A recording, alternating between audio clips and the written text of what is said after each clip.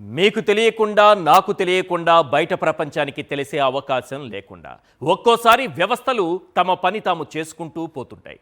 అలానే పోలీసు వ్యవస్థ కూడా గుట్టుచప్పుడు కాకుండా ఓ పని చేసింది. 371 కోట్ల రూపాయల స్కిల్ స్కామ్లో ఇప్పుడేం జరిగిందో తెలుసా? ఇప్పుడు మీకు ఒక నోటీస్ చూపిస్తా, చూడండి. 2 కళ్ళు పెద్దవి చేసి చూడండి. వీలైతే కాస్త గట్టిగానే చదువుకోండి. ఇది ఎల్లో పత్రికలు రాయని వార్త, ఎల్లో మీడియా చూపని వార్త. ఇప్పుడు నేను మీకు చూపించబోతున్నాను. ఇది చూస్తే చంద్రబాబు నాయుడు గారి స్కిల్ ఏంటో మనకు మరింత బాగా అర్థమవుతుంది. ఒకసారి ఆ నోటీస్ చూపించండి. మీరు చూస్తున్నటువంటి నోటీస్కి సంబంధించినటువంటి కాపీ ఇప్పుడు నా చేతిలో ఉంది. ఇందులో ఏముంది అంటే, మన పోలీసులు Andhra Pradesh state skill development corporation ఎండీకి ఒక నోటీస్ పంపించారు సార్. ఈ నోటీస్ అర్థం ఏంటంటే ఒక్కసారి చదువుతాను. ఇక్కడ చూడండి, అక్కడ Nallaparaju Bangararaju, the then managing director APSSDC Tadepalli Guntur district, please take notice that the complaint under sections అన్నీ రాసుకుంటూ వచ్చి ఇవన్నీ prevention of corruption act 1988 in crime number 29 of 2021 of CIDPS AP Mangalagiri. Crime number 29 of 2021 అంటే ఏంటంటే, చంద్రబాబు నాయుడు గారి అవినీతికి సంబంధించినటువంటి స్కిల్ స్కామ్కు సంబంధించినటువంటి క్రైమ్ నెంబర్, కేస్ నెంబర్ అది. అక్కడ మీరు ఇది చూసి సిఆర్ నెంబర్ 29 ఆఫ్ 2021 ఉంటే ఏదో అనుకునేరు. ఇది స్కిల్ కేసుకు సంబంధించినటువంటి నెంబర్. ఒక్కో కేసుకు ఒక్కో నెంబర్ ఉంటుంది, అలాంటి నెంబర్ అది. ఇందులో ఏముందంటే, Mangalagiri has been reported to the Honorable Court of Special Judge for SP and ACB cases come 3 additional sessions judge Vijayawada 1, 2, 3, 4 ఒక 4-5 అంశాలు ఉన్నాయండి ఇందులో అవన్నీ కొట్టేశారు.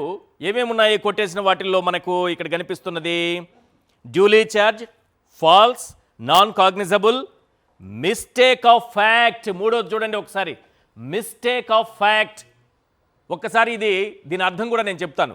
మిస్టేక్ ఆఫ్ ఫ్యాక్ట్ అని పెట్టి cases in which investigations are refused at any stage come under this head and that if you want to oppose this report you will have to do so before the above honorable court within a week from the date of receipt of this notice.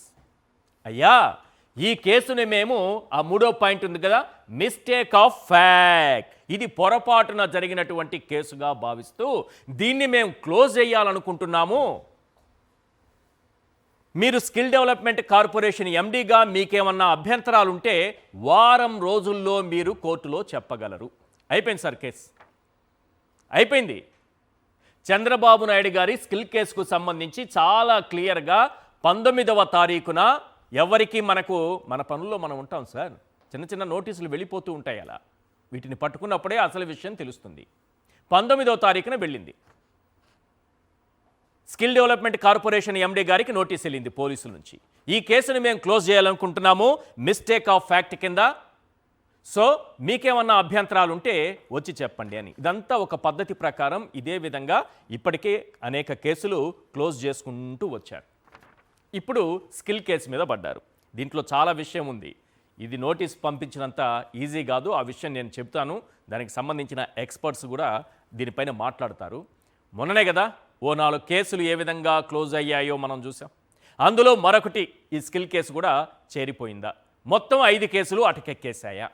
విచారణ జరగకుండానే, వాస్తవాలు తేలకుండానే, దోషులెవరో నిర్ధారణ కాకుండానే, ఎవరికి శిక్షలు పడకుండానే కేసులు close అవ్వడమేంటని చంద్రబాబుకు ఓటేసిన మొహంతో ఆశ్చర్యంగా ప్రశ్నించి మీ స్కిల్ చూపించకండి. మొత్తం 5 కేసులు. స్టేటస్ ఏంటో నేనే చూపిస్తా, ఒక్కసారి చూసి తరించండి. ఎస్, ఇప్పుడు చంద్రబాబు నాయుడు గారి మీద 2019-24 మధ్య నమోదైనటువంటి అనేక కేసులకు సంబంధించి ఆ కేసుల్లో ప్రస్తుతం ఒక్కో కేసు స్టేటస్ ఏంటని చూస్తే, అమరావతి అసైన్డ్ భూములు అవినీతి 5,500 కోట్లు, కేసు క్లోజ్.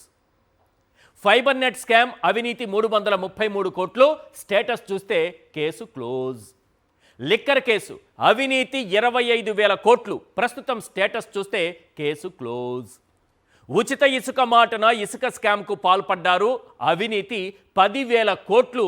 కేసు చూస్తే స్టేటస్ చూస్తే ప్రస్తుతానికి క్లోజ్. స్కిల్ డెవలప్మెంట్ లేటెస్ట్ 371 కోట్ల రూపాయల స్కిల్ డెవలప్మెంట్ కేసును చూస్తే రెడీ టు క్లోజ్. రేపో మాపో ఇది కూడా క్లోజ్ అయిపోబోతోంది.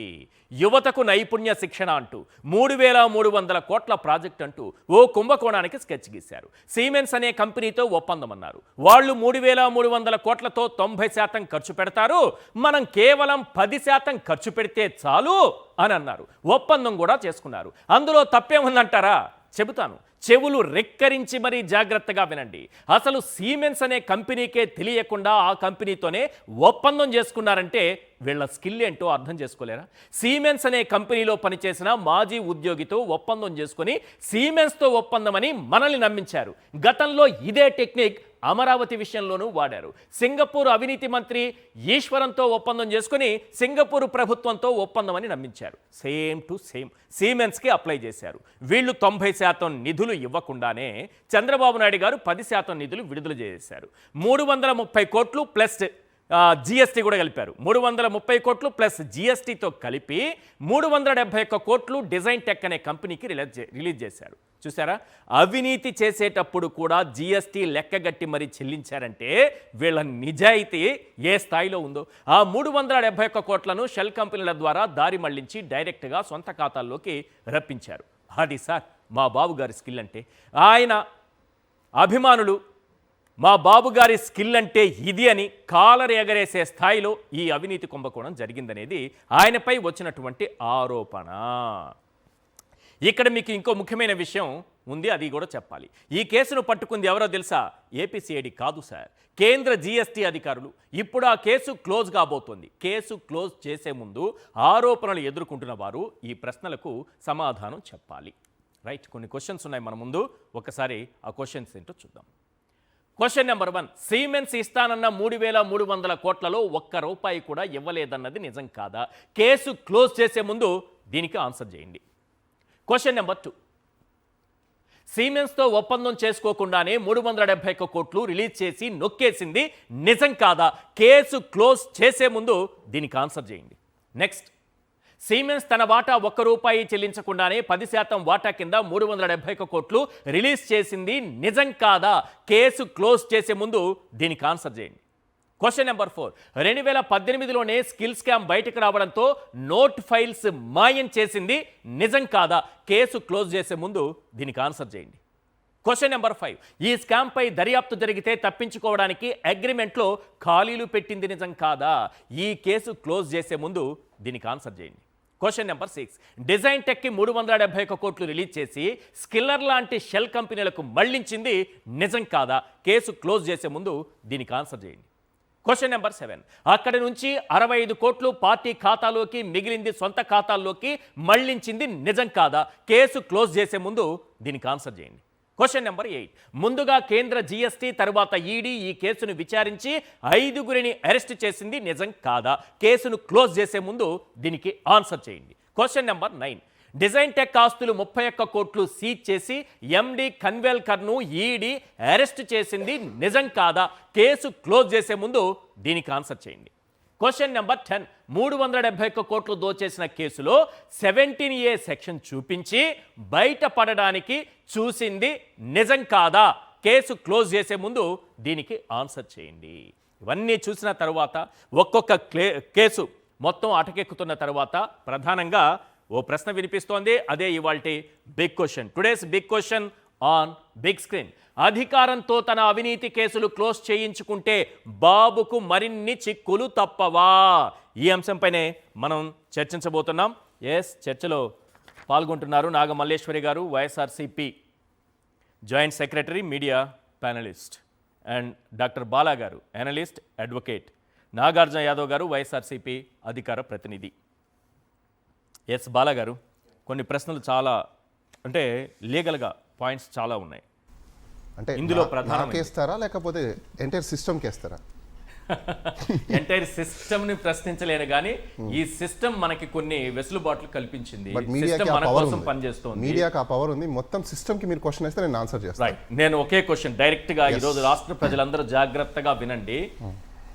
అధికారంలో ఉన్నవాళ్ళు తమపై ఉన్నటువంటి అవినీతి కేసుల్ని అధికారాన్ని అడ్డం పెట్టుకుని ప్రలోభాలకో లేకపోతే అధికారులను ఒత్తిడికి గురి చేసో లేకో బెదిరించి కేసులు మాఫీ చేయించుకుంటే క్లోజ్ చేయించుకుంటే అది కుదరదు అని 2021 ఆగస్టు 10న సుప్రీంకోర్టు ఆదేశాలు ఇచ్చింది. కింది కోర్టులకు ఆ శక్తి లేదు కాబట్టి హైకోర్టు రివ్యూ చేయాల్సిన అవసరం ఉంటుంది. హైకోర్టు మాత్రమే చెప్పాలి ఈ కేసులు క్లోజ్ అయ్యాయని. కింది కోర్టుల్లో మనం కేసు క్లోజ్ చేయించుకుంటే అది హైకోర్టు రివ్యూ చేసి తీరాల్సిందే అనేటటువంటి ఒక తీర్పు మన ముందున్నప్పుడు ఎస్ ఇలాంటి సమయంలో మనం వ్యవస్థల్ని నమ్మాల్సి వచ్చింది.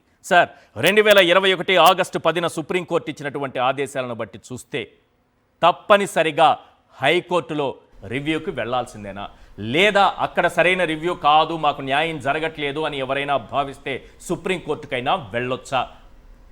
ఇది నేను చట్టం గురించి ఎందుకు చెప్పానంటే, న్యాయం గురించి ఎందుకు చెప్పానంటే మనకి చట్టం మీద న్యాయం మీద గౌరవం ఉంది కాబట్టి తప్పనిసరిగా న్యాయం అనేది జరుగుతుంది ప్రతి ఒక్కరికి. ఏ కేసులో అయినా సరే నిష్పక్షపాతంగా విచారణ జరగాలి. దోషులైతే దోషులు అవుతారు, నిర్దోషులైతే నిర్దోషులు అవుతారు. అది జరగకుండానే క్లోజ్ అవ్వడం అనేది కరెక్ట్ కాదనేది నా భావన. అంటే మీ పాయింట్లో నిష్పక్షపాతంగా విచారణ జరిగితే మీరు చెప్పినట్టు రిజల్ట్ వస్తుంది. పక్షపాతంగా ఇలా చేస్తే రాదు. సో కాబట్టి ఇది పక్షపాతం. Okay, let comes to the point. మీరు ఒకసారి నోటీస్ డిస్ప్లే చేస్తే అక్కడ mistake of fact common man కి అర్థమయ్యే పద్ధతిలో నేను చెప్తా. ఎందుకంటే టెక్నికల్ టర్మినాలజీ ఇవన్నీ ఎందుకు కానీ అక్కడ ఏమన్నారు, అక్కడ ఫస్ట్ పైన దీదెన్ అని రాశారు చూడండి. ఒక్క నిమిషం మళ్ళీ స్క్రోల్ అవుతుంది. కిందికి వచ్చారు. ఫస్ట్ లో టాప్ లో పేరు ఏదైతే ఉందో వస్తుంది. అదిగోండి అక్కడ ఏం రాశారు, నల్లపరాజు బంగారరాజు దీదెన్ మేనేజింగ్ డైరెక్టర్. దీదెన్ అని ఆయనకు పవర్ ఎక్కడుంది నాకు అర్థం కాలే. ఫస్ట్ ఆఫ్ ఆల్ లేదు కదా, ప్రెసెంట్ ఉన్న వ్యక్తి కదా పవర్ వస్తుంది. ఆయనకు నువ్వు నోటీస్ ఏమని ఇచ్చావు, take the notice of sons as a complainant అన్నావు. కంప్లైనెంట్ ఎవరు, APSSDC. He is not the person, ఆయన కాదు కంప్లైనెంట్. కంప్లైనెంట్ ఎవరు, ఎక్కడ చదువుకొని వచ్చారు వీళ్ళందరూ, ఏ డిపార్ట్మెంట్, సిఐడి డిపార్ట్మెంట్ లో పనిచేస్తున్నారు వీళ్ళు. అందులో ఉండే వాళ్ళందరూ కూడా గ్రూప్ 1 ఆఫీసర్లు ఉంటారు, ఐపీఎస్ ఆఫీసర్లు ఉంటారు. ఏం చదువుకొని ఏం పుస్తకాలు చదువుతున్నారు. అక్కడ మాన్యువల్ మీరు చాప్టర్ 28 అని రాశారు. మీ ఆర్డర్ ఏపీపీ మాన్యువల్ మీ వెబ్సైట్ లో ఉంది, చదువుకోండి. ఏ బేసిస్ మీద మీరు ఎట్లా ఇస్తున్నారు అసలు అర్థం కావట్లేదు మీకు. అంటే నోటీస్ ఇవ్వడంలోనే పొరపాటు ఉందంటారా సార్? అక్కడ చూడండి సార్, అక్కడ దీదెన్ అని రాశారు వాళ్ళు, దీదెన్ మేనేజింగ్ డైరెక్టర్ అన్నారు. Who is a complainant?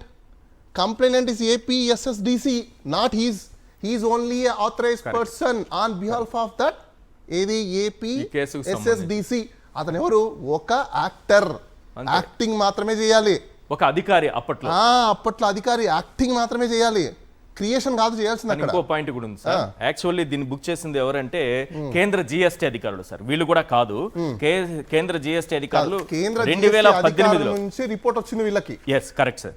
Based on that report they launch a complaint. Yes, ఈ కాపీ మీకు ఇస్తాను నేను. ఈ కాపీ కూడా ఒక్కసారి చదివి మీరు చెప్పండి. ఇది మంగళగిరి పిఎస్కి సంబంధించింది, ఇది కేసుకు సంబంధించింది. నేను ఇంకో కాపీ కూడా మీకు ఇస్తాను. కేంద్ర జిఎస్టీ అధికారులు కేసు బుక్ చేసిన అంశానికి సంబంధించి. మరి ఎలా వీళ్ళు కేసు క్లోజ్ చేయించుకుంటారు సార్? ఎస్ ప్లీజ్, ఇది copy. Yes, directorate general of GST intelligence. అక్కడికి వస్తున్నా. ఇప్పుడు వాళ్ళు ఏమని రాశారు, మిస్టేక్ ఆఫ్ ఫ్యాక్ట్స్. అందులో 1 2 3 4 కొంచెం పైకి వెళ్తే, అక్కడ కొంచెం పైకి వెళ్ళరా పీసీఆర్ గారు, కొంచెం దాని పైకి లేపరా. ఎగ్జాక్ట్లీ అక్కడ చూడండి. 1 false, 2 non-cognizable, 3 mistake of facts or law, 4 civil undetectable. అంటే 4 వెళ్ళిపోయాయి.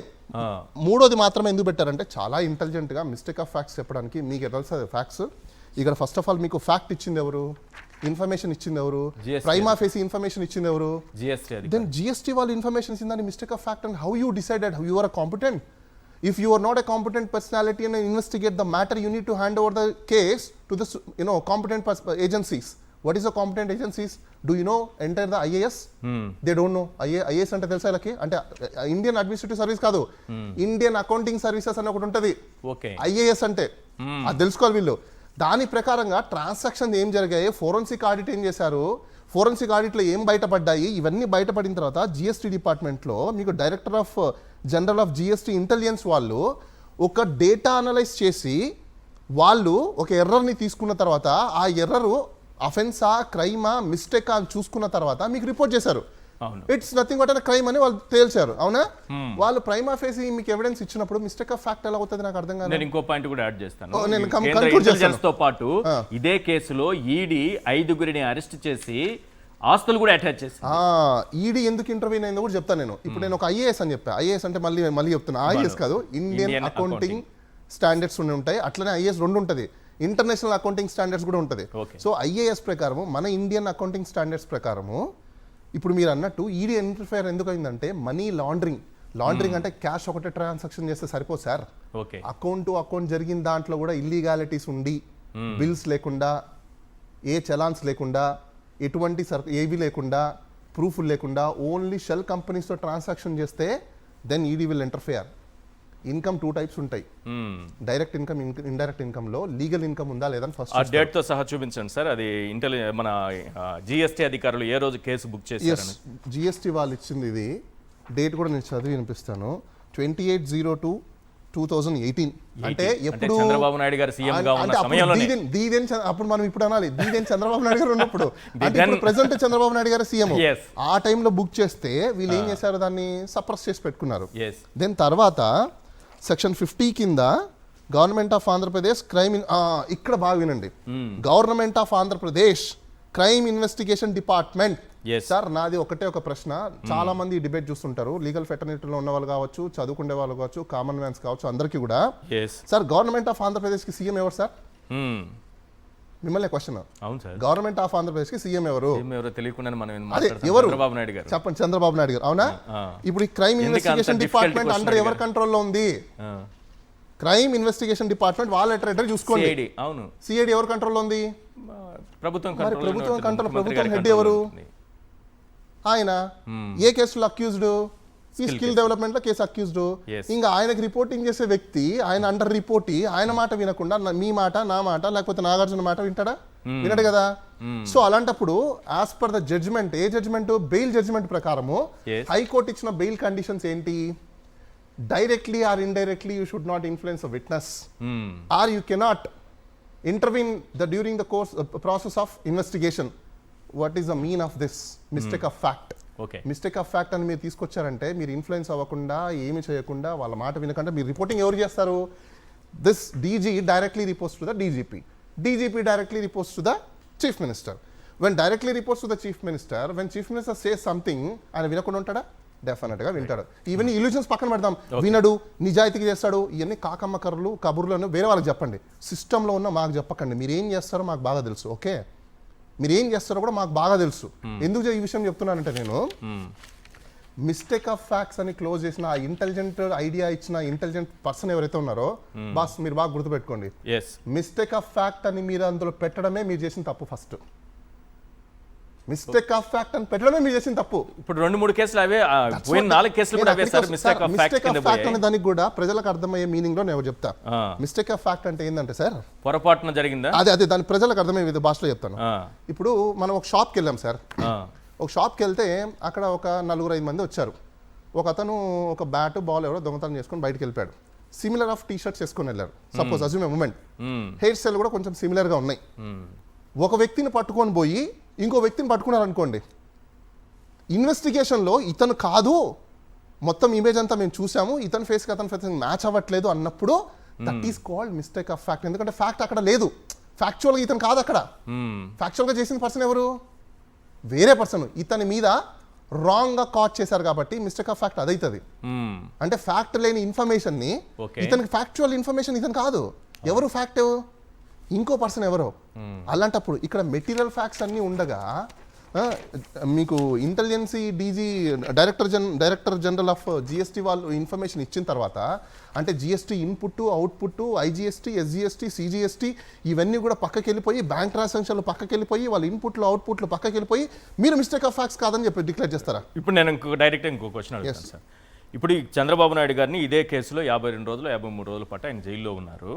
ఆ సమయంలో ఈ కేసుకు సంబంధించి విచారణ దర్యాప్తు కొనసాగింది. చేసి వాళ్ళు ఒక ఛార్జ్ షీట్ కూడా కోర్టులో ఫైల్ చేశారు.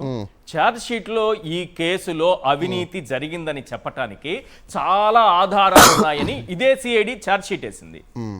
ఇదే సిఐడి ఛార్జ్ షీట్ వేసింది, ఇందుకు ఆధారాలు ఉన్నాయని చూపించింది. ఎట్లా వీళ్ళు దారి మళ్లించారు, ఏ రకంగా మళ్ళీ రూటింగ్ చేసుకుని తమ ఖాతాల్లోకి తెప్పించుకున్నారు, ఎంత నష్టం జరిగింది, ఎలా మోసం చేశారనేది ఆధారాలతో సహా ఎవిడెన్స్ అంతా కూడా కోర్టు ముందు ఛార్జ్ షీట్ రూపంలో పెట్టింది. ఇప్పుడు మిస్టేక్ ఆఫ్ ఫ్యాక్ట్ అని వాళ్లే చెబితే ఎలా? ఇప్పుడు నేను దానికి కరెక్ట్ మీకు క్వశ్చన్ చెప్తాను. ఇప్పుడు ఎవరైతే వీళ్ళు మిస్టేక్ ఆఫ్ ఫ్యాక్ట్ చెప్పారో, once you said you cannot take your words because డినోవా ఎంక్వైరీ చేయకుండా, అంటే డినోవా ఇన్వెస్టిగేషన్ చేయకుండా నువ్వు మిస్టేక్ ఆఫ్ ఫ్యాక్ట్ అని ఎలా చెప్తావు? ఎంక్వైరీ చేసావా? ఇన్వెస్టిగేషన్ మళ్ళీ చేసావా? కంప్లీట్గా మొత్తం మెటీరియల్ అంతా చూసావా? ఇవన్నీ చాలా ఇంపార్టెంట్. ఆల్రెడీ ఛార్జెస్ని నువ్వు ఫ్రేమింగ్ చేసి, ఛార్జెస్ని నువ్వు డిసైడ్ చేసి, ఛార్జెస్ ఉన్నాయని చెప్పేసి డిసైడ్ చేసి నువ్వు ఛార్జ్ షీట్ ఫైల్ చేసి, దాన్ని ఇప్పుడు ఏం ఛార్జెస్ లేవు అని ఎట్లా కన్క్లూజన్కి వచ్చావు? అదే పాయింట్. మీకు అర్థమైందా? లాజికల్ కన్క్లూజన్ నువ్వు ఎలా వచ్చావు అంటే, నీ బాస్ చెప్పాడని చెప్పి నువ్వు లాజికల్ కన్క్లూజన్కి వచ్చావు, లేదు అంటే నీకు సుపీరియర్ చెప్పాడని నువ్వు లాజికల్ కన్క్లూజన్కి వచ్చావు. అవునా? ఇండిపెండెంట్ గా బిహేవ్ చేయాల్సిన ఏజెన్సీ నువ్వు ఇన్ఫ్లుయెన్స్ అయ్యావు అనడానికి ఇదో రీజన్ చాలు. ఏ ఆఫీసర్ అయినా ఇన్ఫ్లుయెన్స్ అయితే ఇమీడియట్ గా ఆఫీసర్ మీద డిసిప్లినరీ యాక్షన్ తీసుకోవాలి. సేమ్ కైండ్ ఆఫ్ చార్జెస్ ని అతని మీద కూడా ఇన్వోక్ చేసి అతన్ని లోపల పెట్టాలి. ఎందుకో చెప్పనా, ఈ కేసులో ఇతను ఇన్ఫ్లుయెన్స్ అయ్యాడు అంటే ఇంకా ఎన్ని కేసుల్లో వీళ్ళు ఇలాంటి ఇన్ఫ్లుయెన్స్ చేసి పేద ప్రజల్ని, ఇక్కడ గుర్తుపెట్టుకోండి, కామన్ మ్యాన్ మీద పెట్టిన ఎఫ్ఐఆర్లు, కేసులు ఇలాంటివి ఇంకా ఎన్ని ఉన్నాయో, వాళ్ళ భవిష్యత్తును ఎంతవరకు అంధకారంలో పడేస్తున్నారో, ఒక క్రైమ్ పెట్టడం వల్ల మీరు వాళ్ళ లైఫ్ మొత్తం ఎంత స్పాయిల్ అయిపోతుందో. Who knows how to believe this system, how to believe this government? And straight question to the government, because the government of Andhra Pradesh crime investigation department under the control of the government. It is not beyond the government or separate of the government, under control of the government. When under control of the government, how I need to believe, how a common man need to believe? ఎలా believe చేయాలి? System ని మీరు అన్నారు ఇందాక, believe చేయండి. ఎన్ని రోజులు sir ఏ ఎరాలో ఉన్నాం సార్ మేము?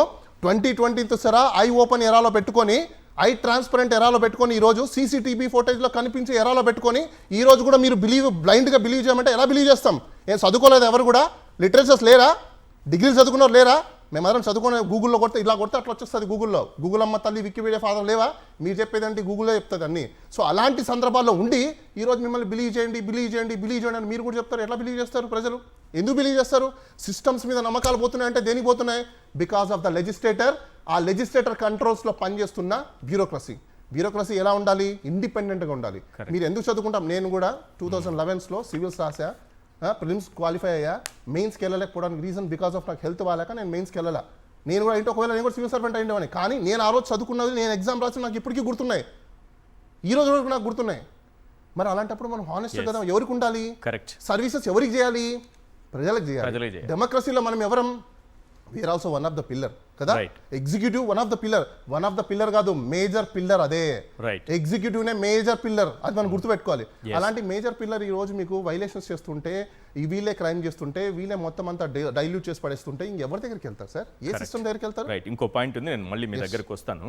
ఎస్ నాగార్జున గారు, ఏంటి ఇదివరకు 4 కేసులు చూసాము, ఇప్పుడు స్కిల్ కేసు క్లోజ్ అయినట్ట, లేకపోతే ఈ విధంగా కేసులు క్లోజ్ చేసుకుంటూ వెళితే భవిష్యత్తులో దీనికి సీక్వెల్ కూడా వస్తుందా? సీక్వెల్ ఉంటుందా అసలు?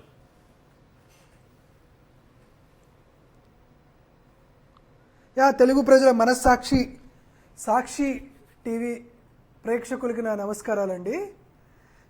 చంద్రబాబు నాయుడు గారు ఆంధ్రప్రదేశ్ రాష్ట్ర ముఖ్యమంత్రిగా వచ్చిన తర్వాత ప్రజలకి సూపర్ 6 హామీలు అమలు చేస్తాడు అనుకున్నాం. కానీ సూపర్ 6 హామీల అమల్లో భాగంగా ఇప్పుడు సూపర్ 4 పథకాలు చంద్రబాబు నాయుడు గారికి అయితే అమలైపోయినాయి. ఎందుకంటే ఇది 4వ కేసు అనుకుంటా ఆయనకి తనకు తాను కొట్టేసుకుంటుంది. సరే, దీని గురించి కాస్త డీటెయిల్గా 4-5 మాటలు అయితే మాట్లాడుకున్న తర్వాత చెప్తానండి. ఇప్పుడు జూలై 16, 2014 సార్, నా వాయిస్ వినపడుతుందా sir? Clear Nagarjuna. July 16, 2014 Ganta Subbarao గారు ముఖ్యమంత్రి గారికి, అప్పటి ముఖ్యమంత్రి చంద్రబాబు నాయుడు గారికి ఒక మెయిల్ చేశారు. అయ్యా, మిమ్మల్ని సుమన్ బోస్ అని సిమాన్స్ కంపెనీ ఎండి, వికాస్ కన్విల్కర్ అనే డిజైన్ టెక్ ఎండి కలవాలనుకుంటున్నారు. వీళ్ళతో పాటు ఇల్లెందుల రమేష్ రిఫరెన్స్ చేశాడు, మనం కలవాలని చెప్పారు. సరే, ఆగస్టు 5న ఒకసారి, ఆగస్టు 22న ఒకసారి ఇలా ముగ్గురు మాట్లాడుకున్నారు. మాట్లాడుకొని ఆంధ్రప్రదేశ్ రాష్ట్ర ప్రభుత్వానికి ఒక ప్రపోజల్ ఇచ్చారు. ఏంటంటే ఆ ప్రపోజలు మొత్తం 3,350 కోట్ల రూపాయలు పెట్టి ఒక ప్రాజెక్ట్ ఉంది. ఈ ప్రాజెక్టు ద్వారా ఆంధ్రప్రదేశ్ రాష్ట్రంలో ఉన్నటువంటి యువతీ యువకులకు స్కిల్ డెవలప్ చేద్దాం. మీరు ఈ ప్రాజెక్టుని మీరు టేకప్ చేస్తే 2,951 రూపాయలు మేము మీకు ఇచ్చేస్తాం, కోట్ల రూపాయలు మేము మీకు ఇచ్చేస్తాం ఫ్రీగా. మీరు ప్రభుత్వం తరపున 330 కోట్ల రూపాయలు ప్లస్ ట్యాక్సెస్ మీరు ఇచ్చేస్తే సరిపోతుంది. మనం ఆంధ్రప్రదేశ్ రాష్ట్రంలో ఉన్నటువంటి యువతకి మనం స్కిల్ డెవలప్మెంట్ నేర్పించచ్చు అన్నారు. తర్వాత క్యాబినెట్లో అప్రూవ్ చేశారు, క్యాబినెట్లో ఓకే అన్నారు. క్యాబినెట్లో ఓకే అని చెప్పిన తర్వాత వీళ్ళు ఇట్లా ఈ సిమెన్స్ వాళ్ళు ఇట్లా లెటర్ రాశారు.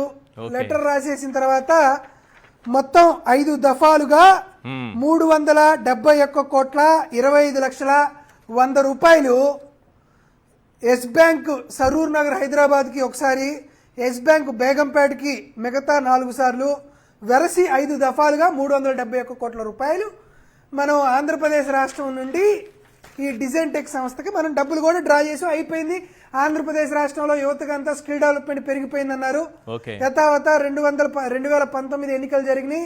2019 ఎన్నికల్లో జగన్మోహన్ రెడ్డి గారు ముఖ్యమంత్రిగా పదవి బాధ్యతలు స్వీకరించిన తర్వాత మాకు ఒక డౌట్ అనుమానం వచ్చింది.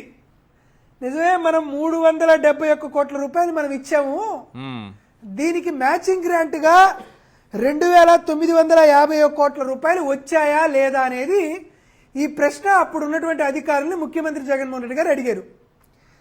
లేదు సార్, 2,951 కోట్ల రూపాయలు రావట్లేదు అని చెప్పారు. రాకపోతే ఒకసారి సిమెన్స్ని అడుగుదాం, అయ్యా నీ 2,951 కోట్ల రూపాయలు మాకు రాలేదు అని డాక్టర్ పి భాస్కర్ ఐఏఎస్ అనేటువంటి ఒక ఆయన చేత డిసెంబర్ 29, 2021 ఒక లెటర్ రాశాం. అయ్యా మీరు మా 371 కోట్ల రూపాయలు మేము ఇచ్చాం, మీరు ఇచ్చినటువంటి 2,951 కోట్ల రూపాయలు మీరు ఎవరికి ఇచ్చారు అని ఒక లెటర్ రాశాం. దానికి సిమెన్స్ వాళ్ళు అంటే సేగల్ అమిత్ అనే ఆయన ఫిబ్రవరి 3, 2022 మాకు ఒక లెటర్ రాశారు. అంటే ఆంధ్రప్రదేశ్ రాష్ట్ర ప్రభుత్వానికి ఒక లెటర్ రాశారు. ఆ లెటర్ యొక్క సారాంశం ఇది. ఏం సారాంశం అంటే అసలు మీకేమన్నా మైండ్ ఉందా లేదా? ఒక ప్రైవేటు సంస్థ ప్రభుత్వానికి 2,951 కోట్ల రూపాయలు ఫ్రీగా ఇస్తారంటే మీరు ఎట్ట నమ్మారయ్యా? ఏదైనా డిస్కౌంట్ ఇవ్వమంటే ఇస్తాం గానీ గ్రాంట్ ఇన్ ఎయిడ్ ఎట్టిస్తామయ్యా? మా దగ్గర siemens does not have any scheme of sponsoring grant in aid with manner suggested by you. మీరు చెప్పినట్లుగా మా దగ్గర అటువంటి స్కీమే లేదు. గ్రాంట్ ఇన్ ఎయిడ్ అయినా వాళ్ళు ఎప్పుడన్నా ఇచ్చారా? పోనీ వాళ్ళు ఎప్పుడన్నా ఇచ్చారంటున్నా? వాళ్ళ అలవాటైనా ఉందా? ఇవ్వలేదు సార్, మా దగ్గర లేదని చెప్పారు. మా దగ్గర అసలు అటువంటిది ఏం లేదు. సుమన్ బోస్ అనేవాడు మా కంపెనీ నుంచి రిజైన్ చేశాడు. దాంతో పాటు ఆ Bose was not authorized to unilateral agreement చేసుకోవడానికి మీతో మాకు ఎటువంటిది లేదని సిమెన్స్ అనే ఆయన, సిమెన్స్ సంస్థకు సంబంధించి శేషగిరి అమిత్ అనే ఆయన ఈ లెటర్ రాశాడు. ఈ లెటర్ రాసిన తర్వాత జగన్మోహన్ రెడ్డి గారు కేటగారికల్ గా అంతా బానే ఉంది, సిమెన్స్ వాళ్ళు 2,951 కోట్లు ఇవ్వరా, మనం మాత్రం 371 కోట్ల రూపాయలు ఇచ్చారు, అసలుకి వాళ్ళు రాసినటువంటి అగ్రిమెంట్ ఏందో లెక్కాచారం ఏందో తీసుకురండి, సిమెన్స్ కి మనం డబ్బులు ఇచ్చామా లేదా అని చూస్తే మనం సిమెన్స్ సంస్థకి డబ్బులు ఇవ్వలా, మనం ఇచ్చింది డిజైన్ టెక్ అనేటువంటి సంస్థకి డబ్బులు ఇచ్చాం. వీళ్ళ అకౌంట్ నెంబర్ వచ్చేసి 743010161936. సిమెన్స్ తో అగ్రిమెంట్ చేసుకుంటే మీరు డిజైన్ టెక్ సంస్థకి ఎందుకు డబ్బులు ఇచ్చారని జగన్మోహన్ రెడ్డి గారు అడిగారు. అడిగితే అసలు కథ మొదలైంది. సార్ ఇది చంద్రబాబు నాయుడు గారు ఇచ్చినటువంటి జీవో నెంబర్ 4 30వ తేదీ జూన్ 2025 ఇచ్చినటువంటి జీవో. ఈ జీవోలో ఏమనిందంటే 90% మీరు 10% ప్రభుత్వం పెట్టుకోవాలని ఉంది. కానీ అగ్రిమెంట్లో చూస్తే మాత్రం కేవలం ప్రభుత్వం మాత్రమే డబ్బులు పెట్టాలని అగ్రిమెంట్లో ఇచ్చినటువంటి కాపీ. ఇది అగ్రిమెంట్ కాపీ.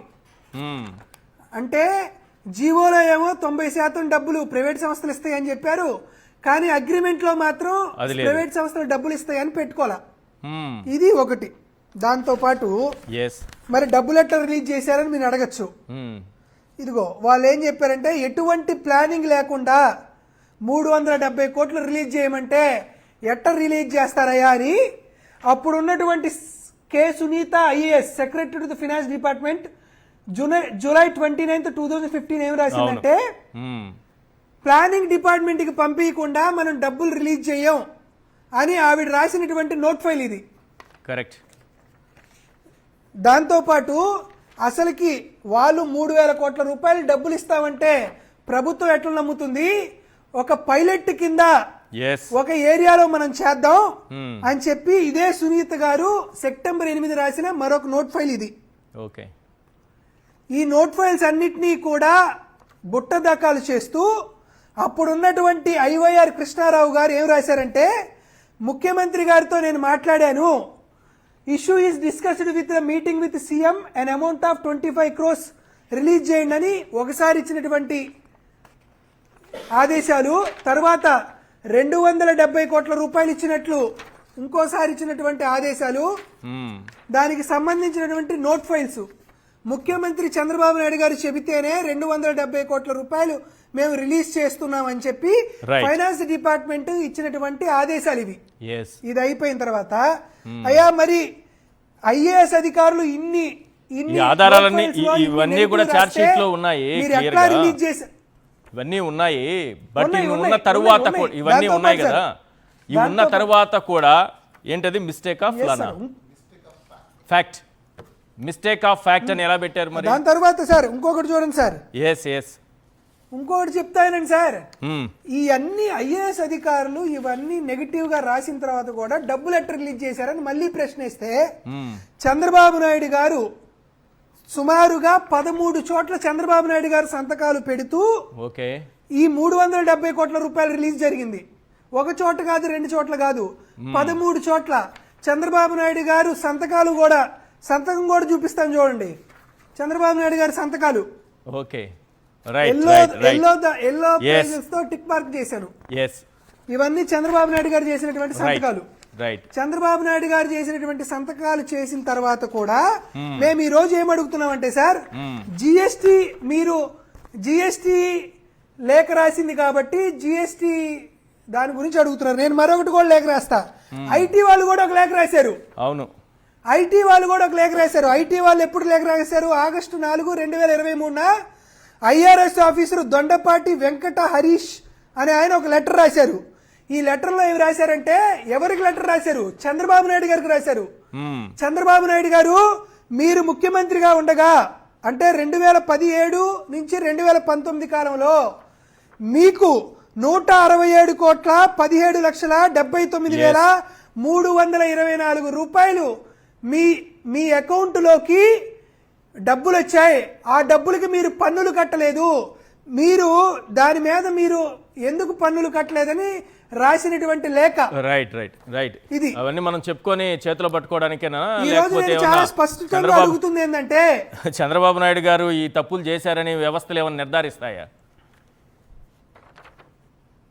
అదే సార్ నేనేం అడుగుతున్నాను, జిఎస్టీ వాళ్ళు ఒక కంప్లైంట్ ఇచ్చారు ఆంధ్రప్రదేశ్ రాష్ట్ర ప్రభుత్వానికి.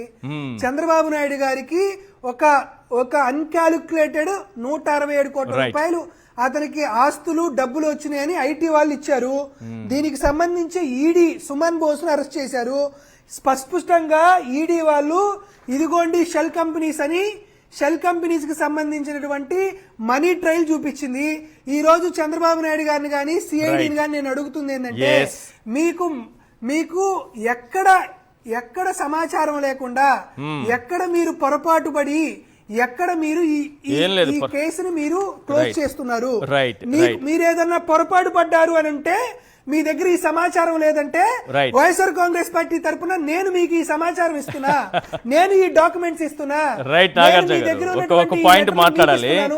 టైం మీరు చెప్పినా సరే, మేం చెప్పినా సరే, సెంటర్ మీరు చెప్పినా సరే, మేం చెప్పినా సరే, వైఎస్ఆర్ కాంగ్రెస్ పార్టీ సాక్షి మీ అందరికీ ఎప్పుడు టైం ఇస్తే అప్పుడు ఈ డాక్యుమెంట్స్ అన్ని మీ దగ్గరికి తీసుకొస్తాం. కేసు క్లోజ్ చేయకుండా మహానుభావాన్ని అడుగుతున్నాం. రైట్, బాగా చెప్పారు. ఎస్ నాగమల్లేశ్వరి గారు, అందరూ ఇక్కడ కూర్చున్న వాళ్ళందరూ కూడా న్యాయ నిపుణులే నాకు తెలిసి. వారు ఆల్రెడీ ఉన్న వాళ్ళే, లా చేసిన వాళ్ళు, మీ ఇద్దరు కూడా లా చేసిన వాళ్ళు మీరు చేస్తున్నారు అనుకుంటున్నాను. ఏంటి ఇట్లాంటి కేసులు సులభంగా ఛార్జ్ షీట్ ఫైల్ అయిన తర్వాత కూడా ఇది మిస్టేక్ ఆఫ్ ఫ్యాక్ట్ కింద కేసు క్లోజ్ చేస్తున్నామని చెప్పడం ఎంతవరకు కరెక్ట్ అనేది ఒకటైతే, రెండో పాయింట్ అత్యంత కీలకమైన పాయింట్, రేపు హైకోర్టు రివ్యూ చేసి ఇలా క్లోజ్ చేయడం కరెక్ట్ కాదు అని అందనుకోండి, చంద్రబాబు నాయుడు గారి బెయిల్ కూడా క్యాన్సిల్ అవుతుందా? అంటే మీ లాక్ ఇప్పుడు చదువుతున్నారు కాబట్టి కొంచెం పెద్ద క్వశ్చనే కావచ్చు, కానీ ఇన్ జనరల్ మీరు ఆలోచిస్తే ఏమనిపిస్తుంది? సార్, నాకు ఫస్ట్ ఆఫ్ ఆల్ ప్యానల్ ఉన్న వాళ్ళకి మీకు కూడా నా నమస్కారాలు సార్. ఇప్పుడు ఇదంతా చదివిన తర్వాత నాతో పాటు రాష్ట్రంలో ఉన్నటువంటి ప్రజలకి అర్థం అవ్వాల్సింది ఏంటి అని అంటే, ఇది ఎప్పుడు కేసు ఫైల్ అయింది సార్? 18లో 2018. తర్వాత కేంద్రం నుంచి కొంతమంది జిఎస్టీ అధికారులు ఆల్రెడీ ఈ కేసు ఫైల్ చేయడం ఇదంతా జరిగింది. ఇప్పటికీ కూడా జనాలు ఏమనుకుంటారంటే జగన్మోహన్ రెడ్డి గారే అరెస్ట్ చేశారు చంద్రబాబు నాయుడు గారిని. అదే కదా ఆలోచన విధానంతో. తర్వాత అమరావతి స్కామ్ లో 5,500 కోట్లు, తర్వాత ఫైబర్ నెట్ 336 కోట్లు, తర్వాత లిక్కర్ స్కామ్ 25,000 కోట్లు, ఉచిత ఇసుక 10,000 కోట్లు, స్కిల్ డెవలప్మెంట్లో 371 కోట్లు. ఇవన్నీ ఈ కేసుల మీదే కదా చంద్రబాబు నాయుడు గారు బెయిల్ మీద ఉనింది. అంటే నాకేమనిపిస్తుందంటే పాపం నిజంగా జగన్మోహన్ రెడ్డి గారు కొంతమంది ఇప్పటికీ స్టిల్ మన కార్యకర్తలు ఇప్పటికీ స్టిల్ కొన్ని కేసులు పోలేదు కదా సార్, అడ్డగోలుగా పెట్టినటువంటి కేసులు ఇప్పటికీ పోలేదు. అండ్ అది కాకుండా ఈ 19 నెలల కాలంలో కూడా అడ్డగోలుగా 111 సెక్షన్లు, గంజాయి కేసులు, ఒకరి మీదే 14-15 కేసులు పెడుతున్నారు కదా. జగన్మోహన్ రెడ్డి గారు బర్త్డే చేసిన వాళ్ళపైన కూడా కేసులు పెట్టారు కదా సార్. అంటే ప్రభుత్వం ఉంటే కేసులు ఇలా చేసుకోవాలని మన జగన్మోహన్ రెడ్డి గారికి తెలియలేదంటారా? కార్యకర్తల కేసులు కూడా తీసేయొచ్చు అనేది తెలియలేదంటారా?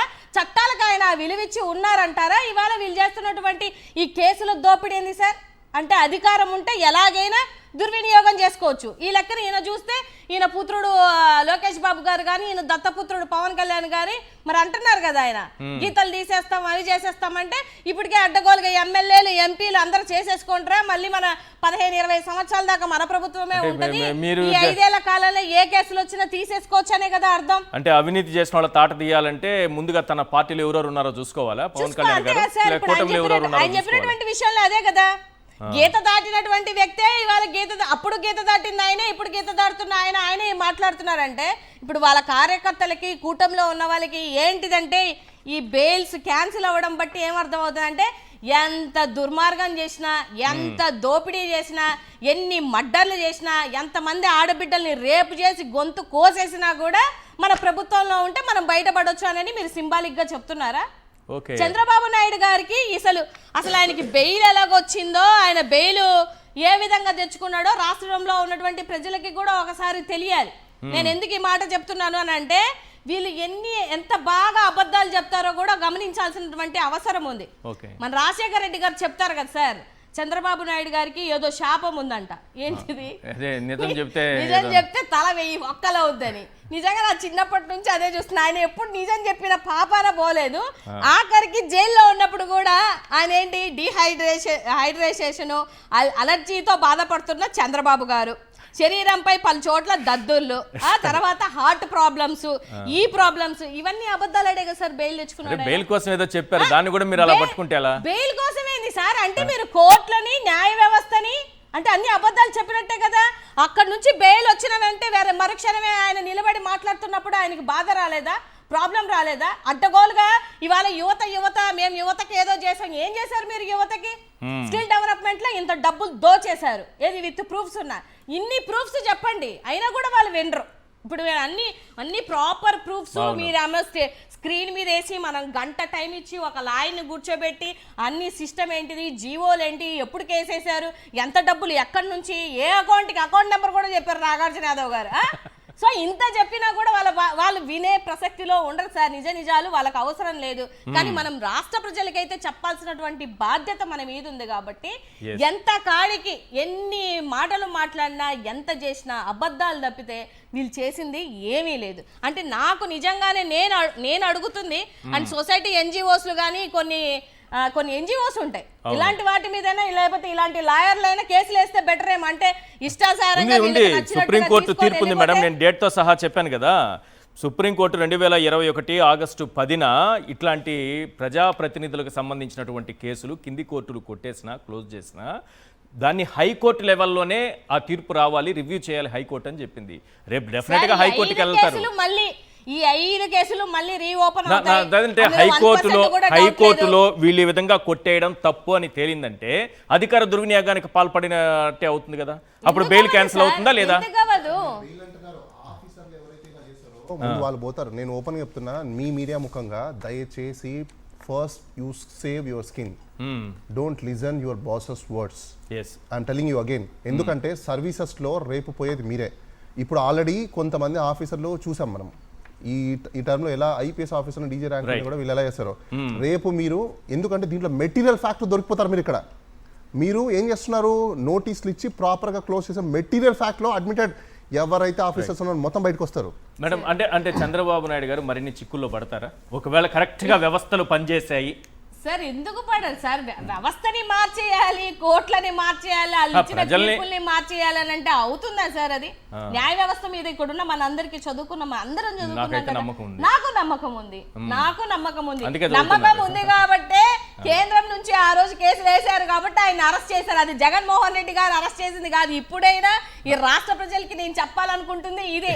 ఎందుకంటే మా నాన్నని 58 రోజులు ఉంచారు, నేను దానికోసమే రెడ్ బుక్ ఓపెన్ చేసుకున్నాను, దానికోసమే ఇంకా 3 పేజీలు అయిపోయి ఇంకా 30 పేజీలు ఉన్నాయి. 300 పేజీలు 300 కాకపోతే 3000 పేజీలు పెట్టుకోండి, ఎవరికి వచ్చిన నష్టం ఏముంది? మీ నాన్నగారు తప్పు చేశారు. భయపడరా మేడం? 3 పేజీలు ఇంత భయంకరంగా ఉంటే మిగిలిన 300 పేజీలు 97 పేజీలు ఇంకెంత భయంకరంగా ఉంటాయి? సార్ ఎవ్వరు భయపడే ప్రసక్తిలో లేరు. కానీ మీ నాన్నగారు తప్పు చేశారు, తప్పు చేయకపోతే ముందస్తు బెయిల్కి ఎందుకు వెళ్తున్నారు? తప్పు చేయకపోతే ఇవాళ ఎందుకు కేసులన్నీ క్యాన్సిల్ చేసుకుంటున్నారు? రేపొద్దున మీరు తప్పు చేస్తే కూడా మీరు రెడ్ బుక్ తెచ్చుకున్నా ఇంకో బుక్ తెచ్చుకున్నా కూడా మీరు తప్పు చేస్తే మా అంబేద్కర్ గారు రాసినటువంటి బ్లూ బుక్ లో మీకు తప్పకుండా శిక్షలు పడేదే. ఇది బాగుంది. ఇప్పుడు నేను ఒక బయట వినిపిస్తా లోకేష్ గారిది. పార్టీ పరంగా పొలిటికల్గా ఆన్సర్ చేయండి, ఎందుకంటే ఇంత లీగల్ పాయింట్స్ మాట్లాడుకున్నాం ఒకటి. రెండోది లీగల్ పాయింట్ కూడా అందులో ఉంది, వారు కూడా ఆన్సర్ చేస్తారు. పార్టీ పరంగానూ మాట్లాడండి, లీగల్గాను మనం మాట్లాడుకుందాం. ఒకసారి లోకేష్ గారు బైట్స్ ప్లే చేయండి. ఎంత మంచి సినిమా అయినా ఒక చిన్న విలన్ ఉంటాడు, రాష్ట్రానికి ఒక సైకో ఉన్నాడు. నిన్న మొన్న మాట్లాడుతున్నాడు, అరెస్ట్ చేస్తాడంట. అరే 53 రోజుల్లో నువ్వు మా నాయకుడిని అరెస్ట్ చేసి ఇదే రాజమండ్రి జైల్లో బంధించి ఏం పీకావయ్యా? ఏం పీకావు? నువ్వు అరెస్ట్ చేస్తే మేము భయపడాలా? ఇట్లా నీ ముందర చాలా మంది పెద్ద పెద్ద మాటలు మాట్లాడారు.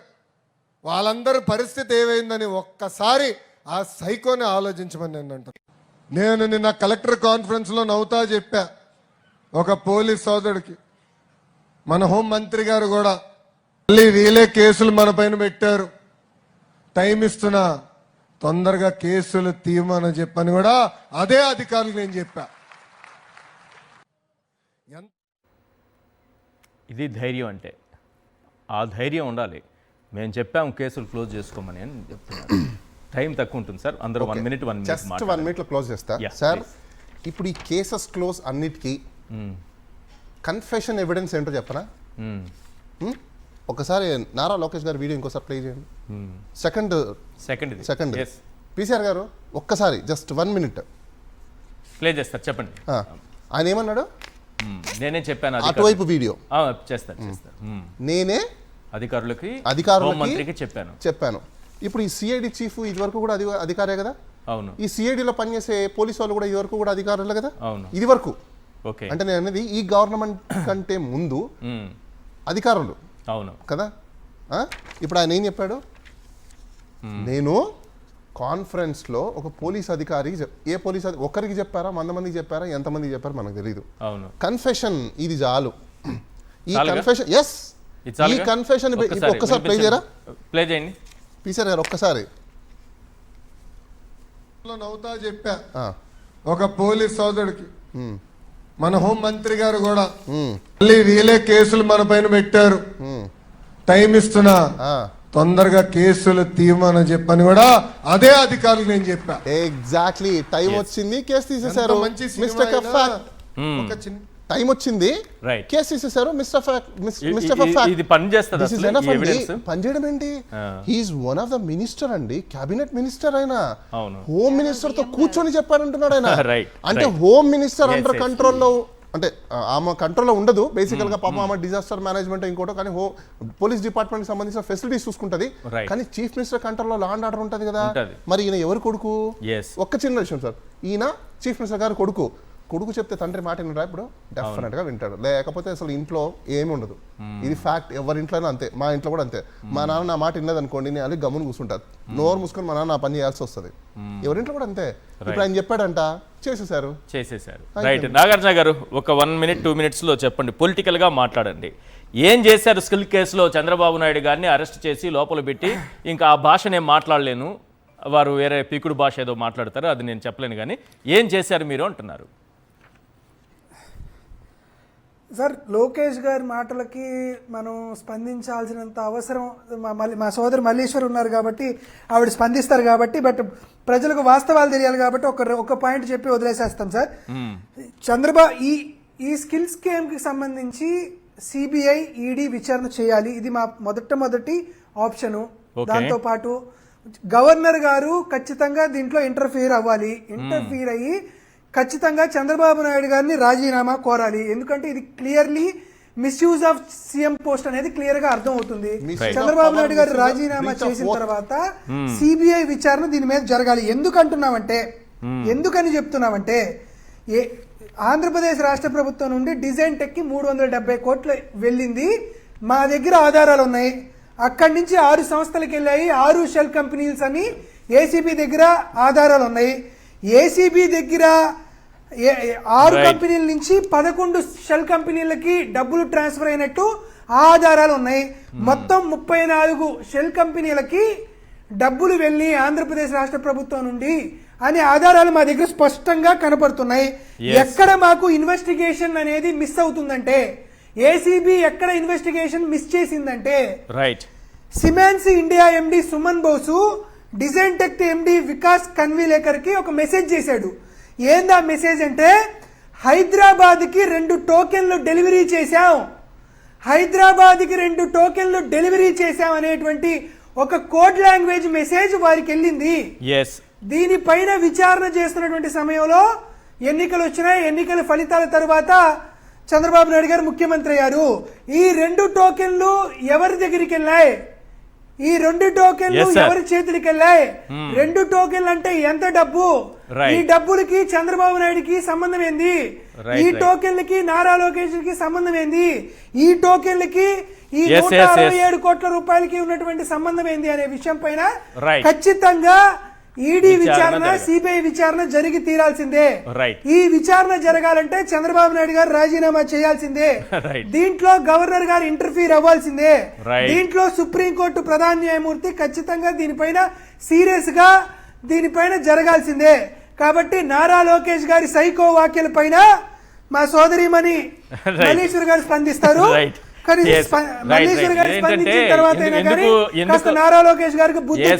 మనం లీగల్ పాయింట్స్ మాట్లాడుకునే టైంలో నేను ఎందుకు మళ్ళీ పొలిటికల్ పాయింట్స్ కూడా మాట్లాడాను అంటే, ప్రజల్లోకి ఒక రాంగ్ మెసేజ్ వెళ్ళిపోతుంది వాళ్ళంత గట్టిగా చెప్తున్నప్పుడు. అంటే నేను ఒకటే చెప్తున్నాను సార్, ప్రజలకి అర్థం అవ్వాలి. అది అరెస్ట్ చేసింది బీజేపీ వాళ్ళు కాబట్టి, కేంద్రం కాబట్టే. మీ నాన్నని ఇక్కడ అరెస్ట్ చేస్తే నువ్వు పరిగెత్తుకుంటా వెళ్ళిపోయి అలా కాళ్ళు పట్టుకోవడానికి అక్కడ ఉన్నావు. ఇక్కడైతే లేవు. ఏం పీక్తారు అని అనండి మాట్లాడితే అంత పెద్ద మాట మరి మా ఛానల్లో ఆయనలాగా నేను అనలేను, కానీ నా చదువు అడ్డొస్తుంది.